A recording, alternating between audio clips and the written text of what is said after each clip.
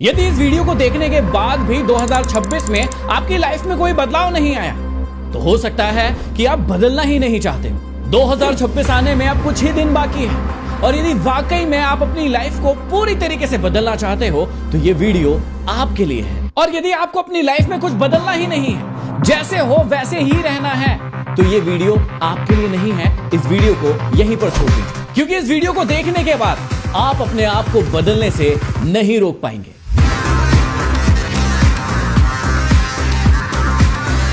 अब आते हैं सीधा मुद्दे पर कि आप अपनी लाइफ को कैसे बदल सकते हैं। और उसके लिए सबसे पहला स्टेप है, आपको यह समझना पड़ेगा कि चेंज और ट्रांसफॉर्म के बीच में क्या अंतर होता है। जब कोई लड़का या लड़की मोटा है और वो अपने आप को पतला दिखाना चाहता है तो क्या करता है? वो ऐसे कपड़ों का चुनाव करता है जिससे वो पतला दिखे और वो ऐसा बार बार करता है। इसे कहते हैं चेंज, जो कि थोड़े समय के लिए होता है, छोटा सा होता है और बाहरी होता है। लेकिन जब कोई लड़का या लड़की मोटा होता है और उसे लगता है कि नहीं मुझे पतला होना है, और वो हर दिन 1.5 से 2 घंटे जिम जाता है, अपनी डाइट को फॉलो करता है, मेहनत करता है और 1 साल में अपने पूरे के पूरे शरीर को बदल देता है, उसे कहते हैं ट्रांसफॉर्मेशन। अब बहुत समय से आप अपने आप को चेंज तो करते आ रहे हैं, बाहरी रूप से बदल रहे हैं, लेकिन उससे कभी भी कोई भी चीज परमानेंट नहीं होगी। आप ग्रोथ नहीं कर पाएंगे, आप हमेशा चेंज करते रहते हैं। लेकिन इस बार आपको अपने आप को ट्रांसफॉर्म करना है, बाहर से नहीं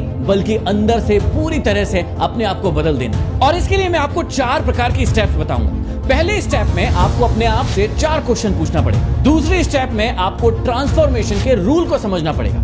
तीसरे स्टेप में आपको अपनी बॉडी और माइंड के कुछ रूल्स को समझना पड़ेगा।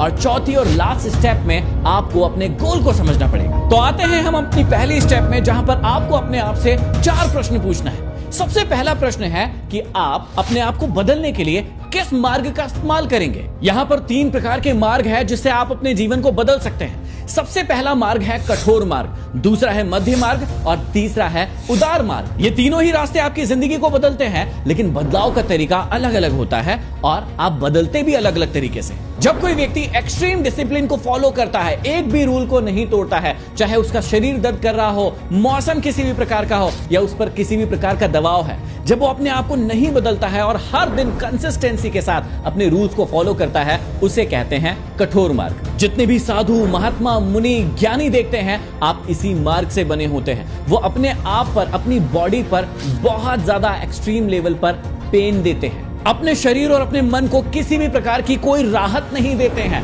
और अपने आप से काम करवाते जाते हैं। उदार मार्ग में व्यक्ति अपने शरीर और मन को बहुत राहत देता है, वो प्लेजर की ओर भागता रहता है। जब कोई कहता है कि ये काम कर ले तो वो उस काम को टालता रहता है और हमेशा बाद की बातें करता है। उदार व्यक्ति बहुत धीरे चलने वाला व्यक्ति होता है, इसके पास अपने लक्ष्य भी क्लियर नहीं होते हैं और वो सिर्फ अपना जीवन जीते रहता है और देखता है कि मुझे कहां से प्लेजर मिलता रहे। और इस प्रकार का व्यक्ति अपने जीवन में कभी भी कहीं पहुंच नहीं पाता है। वो अपने प्रति इतना उदार होता है कि कहीं नहीं पहुंच पाता। इन दोनों के बीच का एक मार्ग होता है जिसे कहते हैं मध्य मार्ग। इस मार्ग में व्यक्ति अपने साथ कठोर भी होता है, अपने दिमाग से और अपने शरीर से काम भी करवाता है, लेकिन अपने शरीर और अपने दिमाग को थोड़ा रिलैक्स भी देता है, उसे इनाम भी देता है और उसे थोड़ा प्लेजर भी देता है, और यही होता है मध्य मार्ग। इस रास्ते पर व्यक्ति अपने एम तक भी पहुंचता है और अपनी लाइफ को एंजॉय भी करता है, उसे लाइफ का असली मकसद पता होता है। तो सबसे पहले आपको इन तीनों मार्गों में से अपने लिए मार्ग डिसाइड करना है कि आप कठोर मार्ग में जाना चाहते हैं, मध्य मार्ग में जाना चाहते हैं,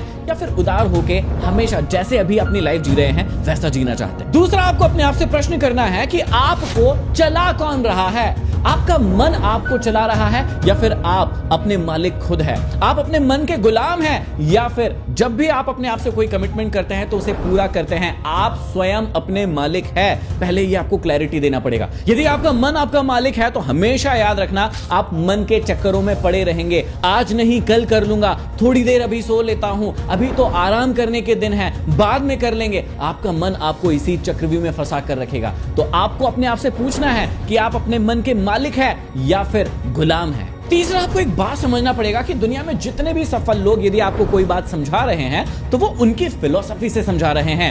आपकी अपने जीवन में कोई फिलॉसफी है या फिर नहीं है, या फिर आप दूसरों की बातें सुन सुन के और अपनी फिलॉसफी बनाते जाते हैं। हमेशा याद रखिएगा, हर सफल व्यक्ति की अपनी एक फिलॉसफी होती है और वो अपने अकॉर्डिंग अपना मार्ग बताता है।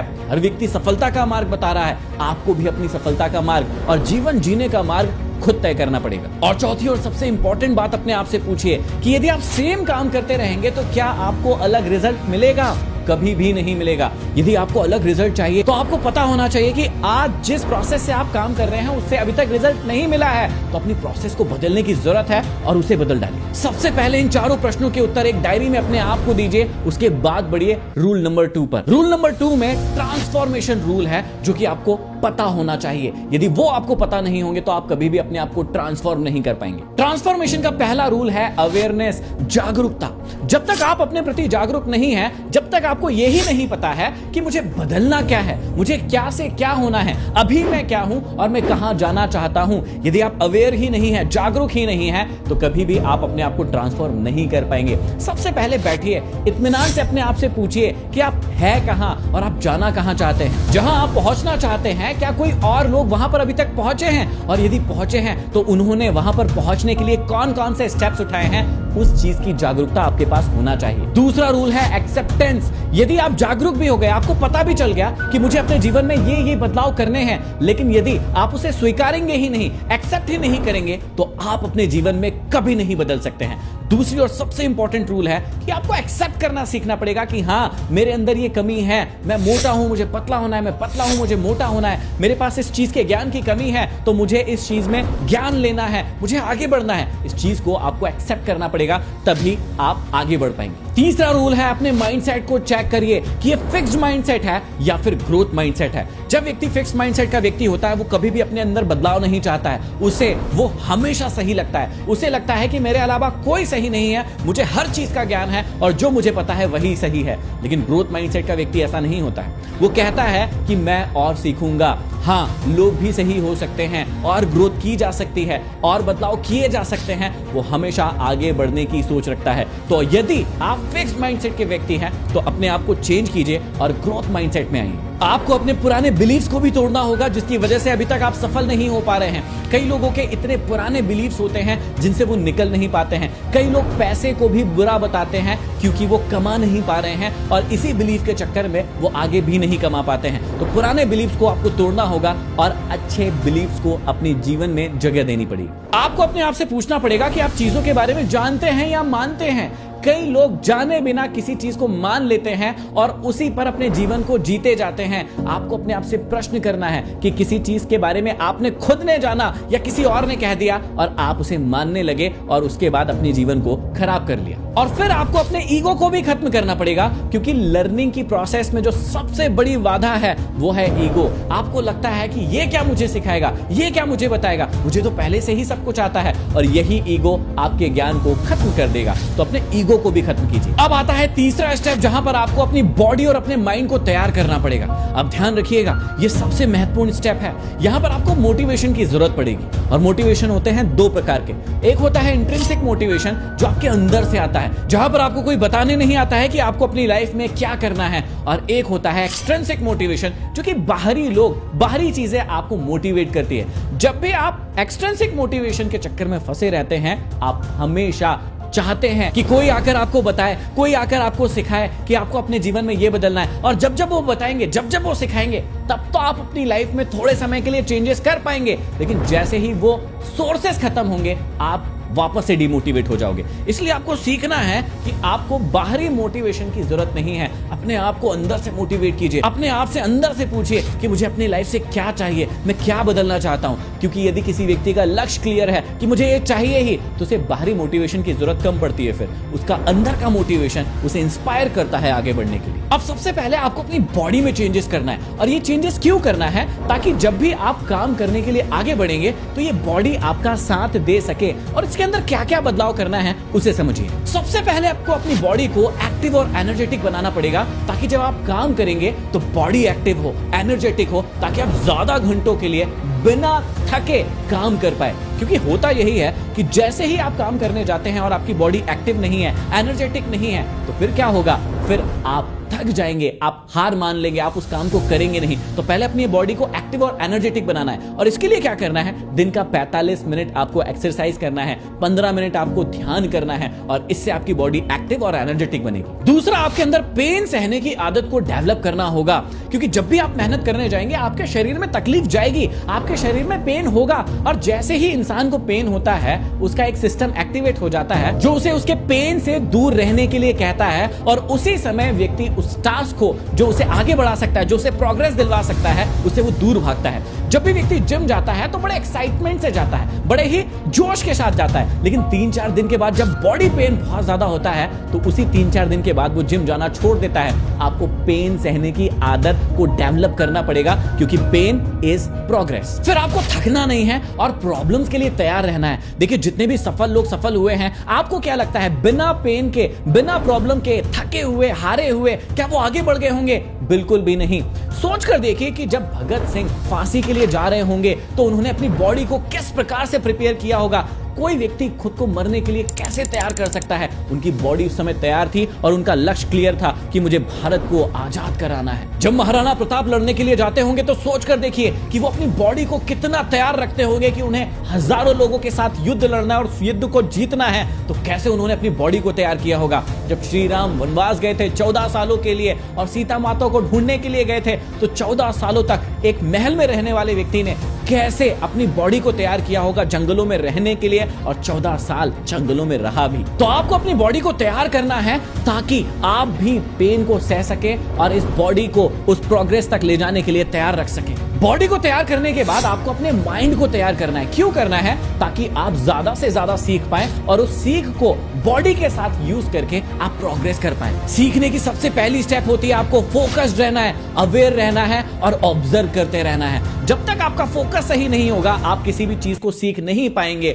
और फोकस क्यों नहीं रहता है? क्योंकि आपकी लाइफ में बहुत सारे डिस्ट्रैक्शंस हैं। जैसे ही आपके मोबाइल का नोटिफिकेशन बजता है आप डिस्ट्रैक्ट हो जाते हैं। आप कोशिश करते हैं कि मैं फोकस करके पढ़ाई करूं या सीखूं, लेकिन सीख नहीं पाते हैं। तो आपको इन डिस्ट्रैक्शंस को खत्म करना होगा। तीसरा, आपको कंसिस्टेंसी और डिसिप्लिन को फॉलो करना पड़ेगा। कोई भी चीज एक दिन में आपको हासिल नहीं होगी। या तो 6 महीना लग सकता है, साल भर लग सकता है, 5 साल या 10 साल भी लग सकता है, लेकिन यही वो मोटिवेशन है कि आपको डिसिप्लिन और कंसिस्टेंसी के साथ काम करना होगा और आपको भरोसा रखना होगा अपनी प्रोसेस में, तभी आप ग्रोथ करेंगे और अपने दिमाग को डेवलप कर पाएंगे। चौथा, आपको मन के चक्कर से बाहर आना है, क्योंकि ये मन आपको हमेशा प्लेजर देने के बारे में कहेगा कि यदि पेन हो रहा है तो उस पेन से बाहर निकलो, आपके साथ कुछ खराब हो सकता है। लेकिन याद रखना, यदि आपके पास सही प्रोसेस है, सही प्लानिंग है, आपका लक्ष्य सही है, तो वो पेन आपके लिए प्रोग्रेस बनेगा। इन 3 स्टेप को फॉलो करने के बाद आपको आना है चौथे स्टेप पे, जो कि सबसे इंपॉर्टेंट है, और वो है द गोल। आपको अपने लिए एक लक्ष्य तैयार करना है कि आप किस चीज में बदलना चाहते हैं। आप हेल्थ को बदलना चाहते हैं, आप माइंड को बदलना चाहते हैं, आप अपने इमोशन को बदलना चाहते हैं, फाइनेंस को बदलना चाहते हैं,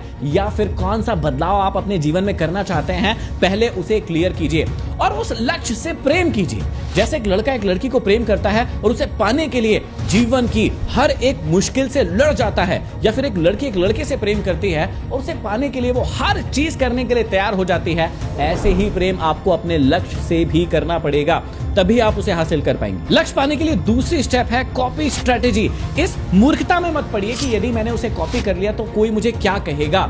दुनिया में कोई भी चीज यदि कुछ कर रहा है तो इनोवेशन का जो आइडिया होता है वो सिर्फ पहला होता है, और उसके बाद जितने भी लोग आगे बढ़ते हैं वो सिर्फ कॉपी ही कर रहे हैं। आपको क्या लगता है अमेज़न, फ्लिपकार्ट, मिंत्रा क्या सारे नए आइडिया है? नहीं, किसी ना किसी की कॉपी की गई है यहाँ पर। आपको क्या लगता है ओला, उबर, जुगनू ये क्या नए आइडिया है? नहीं, किसी ना किसी की कॉपी की गई है। तो आप कॉपी करने से डरिए मत। आप देखिए कि अपनी फील्ड में कौन व्यक्ति सबसे सफल है और उन्होंने किस स्ट्रेटेजी को फॉलो किया है, या कौन सी स्ट्रेटेजी वो अभी फॉलो कर रहे हैं। आप भी उसे पकड़िए, आप भी फॉलो कीजिए, अपने तरीके डेवलप कीजिए, थोड़ा सा इनोवेशन, थोड़ा सा नया कीजिए और उसे कीजिए। इसके बाद तीसरा स्टेप, एक्शन लेना शुरू कीजिए, फास्ट एक्शन लीजिए। फेल फास्ट का नियम अपनाइए अपने जीवन में और ट्रायल और एरर मेथड का इस्तेमाल कीजिए। देखिए होता क्या है, जब भी आप एक्शन लेंगे तो 2 ही चीजें होगी, या तो आप फेल होंगे या पास होंगे। पास हो गए तो आगे बढ़ जाइए, फेल हो गए तो सेम चीज कीजिए, वापस से एक्शन लीजिए, फिर फेल होंगे या पास होंगे। और यही एकमात्र तरीका है सफलता पाने का। जितने भी सफल लोग हुए हैं वो ट्रायल और एरर मेथड का ही इस्तेमाल करते हैं। पहले वो ट्राई करते हैं, यदि फेल होते हैं तो वापस से ट्राई करते हैं, वापस से फेल होते हैं, वापस से ट्राई करते हैं। आपको भी इसी ट्रायल और एरर मेथड का इस्तेमाल करके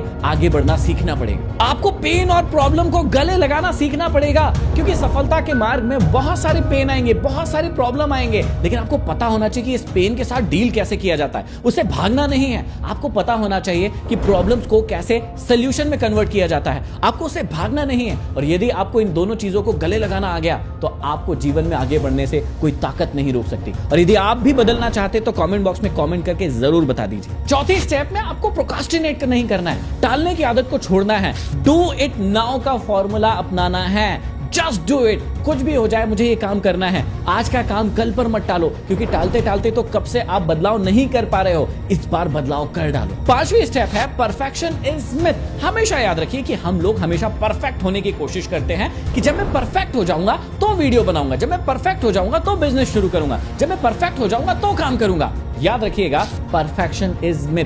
कोई भी व्यक्ति परफेक्ट नहीं होता है। वो शुरुआत करता है, गलतियां करता है, सीखता है और धीरे धीरे करके आगे बढ़ता जाता है। इस दुनिया का सबसे सफल व्यक्ति भी परफेक्ट नहीं होगा। वो किसी ना किसी चीज में इम्परफेक्ट होगा, लेकिन वो क्या करता है जिससे वो इतना सफल है? ट्राई करता है, एरर करता है और गलतियों को सुधार के आगे बढ़ता है। इसी में छठवीं स्टेप है ब्रेक योर कंफर्ट जोन। आपको आदत पड़ चुकी है कंफर्ट में रहने की, और जैसे ही आपको कंफर्ट से बाहर निकाला जाता है ना, आप तिलमिला जाते हैं, आप घबरा जाते हैं कि मेरी जगह तो ये है, यहाँ ये कैसे सो गया, इस बेंच पर तो मैं बैठता था, ये कैसे बैठ गया, ये चेयर तो मेरी थी, इसने कैसे ले ली। इसी को बोलते हैं कंफर्ट जोन, क्योंकि आप उस कंफर्ट जोन में हैं और जैसे ही कोई आपको वहां से निकालता है या निकालने की कोशिश करता है, आप घबरा जाते हैं। जबकि सफलता में हर बार आपको अपने कंफर्ट जोन को तोड़ना ही होता है, क्योंकि उसके बिना आप प्रोग्रेस नहीं कर सकते हैं। तो आप अपने कंफर्ट जोन को तोड़ते जाइए और आगे बढ़ते जाइए। और सातवीं सबसे इंपॉर्टेंट स्टेप है, अपने आप से फीडबैक लीजिए हर सप्ताह कि मेरे अंदर क्या सुधार हो रहा है, और नए एक्शन लीजिए जो चीज नहीं सुधरी है उसको सुधारने के लिए।